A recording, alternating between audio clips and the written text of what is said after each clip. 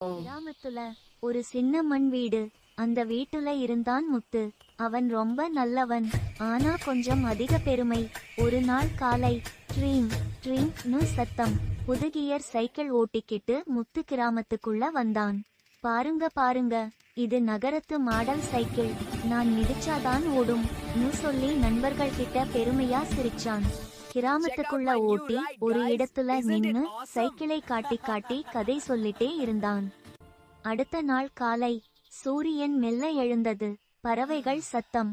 முத்து தூங்கி எழுந்து வீட்டுக்கு வெளியே வந்தான். 2 கை நீட்டி நிம்மதியா ஸ்ட்ரெச் பண்ணி, ஆஹா என்ன அருமையான காலைன்னு சொன்னான். அடுத்த நொடி, ஏய் என் சைக்கிள் எங்க? கண்ணு பெருசா, வாயு திறந்தபடியே. சைக்கிள் இருந்த இடம் காலி.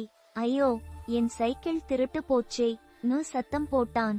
சத்தம் கேட்டு கிராம மக்கள் எல்லாம் ஒவ்வொருவராக கூடி வந்தாங்க. ஒருத்தன் சொன்னான், போலீஸ் ஸ்டேஷன் போ முத்து. முத்து கையை அசைத்து, வேணாம், முதல்ல பஞ்சாயத்து. நான். ஆலமரத்தடியில் பஞ்சாயத்து ஆரம்பம்.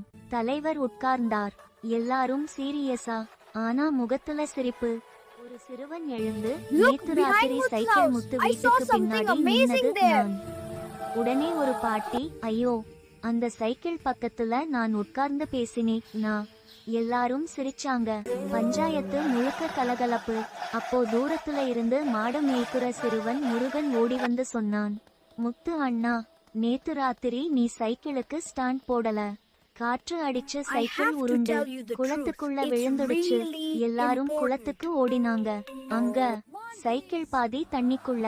கிராம மக்கள் சிரிப்பு. முத்து தலையை சொரிஞ்சு வெட்கப்பட்டு நின்னான். பஞ்சாயத்து தலைவர் சிரித்துக்கொண்டே சொன்னார், பெருமை அதிகமானா கவனம் குறையும். கவனம் குறைந்தா சைக்கிள் குளத்துல போயிடும். முத்து மனசுக்குள்ள முடிவு எடுத்தான், பெருமை குறைச்சா வாழ்க்கை சைக்கிள் நேரா ஓடும்.